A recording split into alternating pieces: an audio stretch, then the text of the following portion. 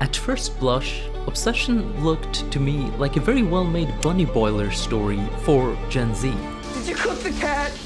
I am very upset about that. But then I started thinking about the obsessed woman trope and realized, holy shit, this movie is so much more interesting. If you're under 25, let me explain what a bunny boiler is. To do that, we need to go back all the way to 1987 and examine Fatal Attraction. This is the granddaddy of the obsessed woman trope movies. It may not be the first, but it certainly was the most famous at that time, earning over $300 million on a $14 million budget. So in this movie, Dan is a successful New York lawyer who lives a comfortable life with his wife Beth and their young daughter. One day, Dan meets Alex, an intelligent and independent book editor. Flirtation develops into a passionate affair. Dan believes that this is a one-off situation and moves on with his life. Alex, however, does not feel this way. She wants more and is not having any of Dan's attempts to end the relationship. Yeah, you don't give up, do you? You just don't give up. She starts turning up unexpectedly at his work and home and insisting that they belong together. Dan is trying to end this in a low-key way so as not to upend his marriage. Alex's obsession escalates to persistent phone calls and then to emotional manipulation, and then transforms into stalking and intimidation and leads to Alex breaking into Dan's home and boiling the family's pet rabbit. Hence, Bunny Boiler. What I find most interesting is how the cultural anxieties of the late 80s shaped Alex as a monster. In the late 80s, women were closing the gap in employment and education that existed between men and women since forever. And see, Alex is a woman who is financially independent, professionally successful, and sexually assertive, educated, and very importantly, childless and unmarried. Such women were seen as being socially disruptive. In contrast, Dan's wife, Beth, is a stay-at-home mom, and his family is a model for the suburban nuclear family. It's also important to note that it is Beth, the virtuous and devoted stay-at-home mother, who, at the conclusion of the movie, actually kills Alex. So, in this movie, an unmarried, economically independent, childless woman attacks the nuclear family. Morally, the movie seems to tell men that thou shalt not cheat, lest your family be visited by bunny boiling horrors. And to women, it says, those of you who reject domestic life will become monstrous. Now, before we can go back to 2026 and apply the same analysis to Obsession, we have to make a quick pit stop in 2002 and talk about Swimfan. If Fatal Attraction is the crazy obsessed girl movie for the unks, then Swimfan was the crazy obsessed girl movie for the younger generation, which at that time was the millennials. Ben is a talented high school swimmer with a bright future and the goal of earning a college scholarship. Ben wasn't always this way though. He has a troubled past that involved drugs and theft and other acts of delinquency, but he has turned his life around and is focused on his relationship with his girlfriend Amy and his upcoming swim competitions. Enter Madison, a new student who quickly takes an interest in him. Madison is confident, attractive, and persistent. Although Ben initially resists her advances, he eventually gives in to temptation and hooks up with her while Amy is away. Much like Fatal Attraction, he believes this to be a one-off fling, but Madison does not. And we can guess how this goes. As Ben distances himself, Madison becomes increasingly obsessed. She begins inserting herself into his life, showing up unexpectedly at parties and at his home and attempting to undermine his relationship with Amy. Madison spreads lies, creates conflicts between Ben and those closest to him, and works relentlessly to isolate him from his friends and family. She secretly spikes him with steroids, causing him to fail a test and ruin his chances of the athletic scholarship he sought. While Swimfan is a pretty straightforward B-movie derived from its superior predecessor, what is interesting is how it, just as Fatal Attraction did, captures the broad anxieties at that time.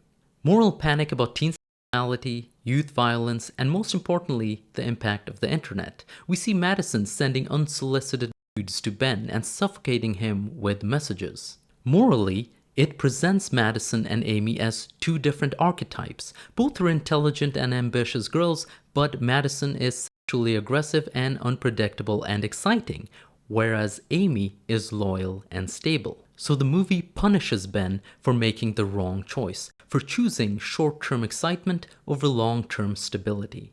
The movie places an emphasis on the future. There is a lot of talk about Ben's future and how pursuing pleasure and frivolities can undermine one's future in high school, which tends to be a crucial juncture in the lives of many. I don't mean to put any undue pressure on you, Benjamin. What are you talking about here? Your entire future? In Swimfan, reckless sex is treated just as another form of self-destructive behavior, no different from the drugs and delinquency that Ben left behind.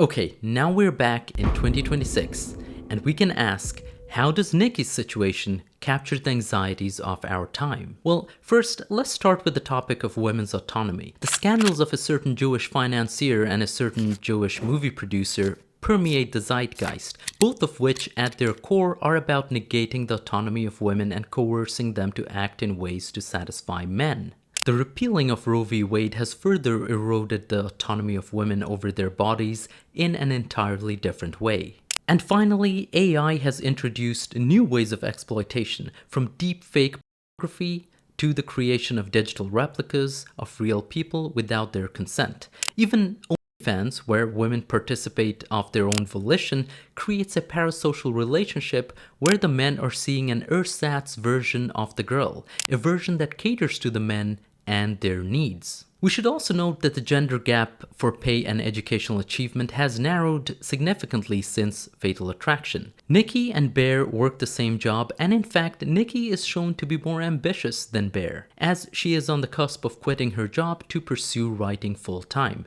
Sarah, one of their colleagues and the daughter of the owner of the store, is looking to pursue further education. Within this context, we can understand why someone who is as beta and unambitious as Bear might find it hard to get a girl interested in him. Unlike Dan or Ben, Bear is neither professionally successful nor ambitious with a promising future. And just as a disclaimer, I want to say, yes, I'm aware that Nikki was hooking up with Ian, who works the same job and is socioeconomically at the same level as Bear, but Ian is more confident, and there is some indication that Nikki did not genuinely like Ian or see him as a long-term prospect.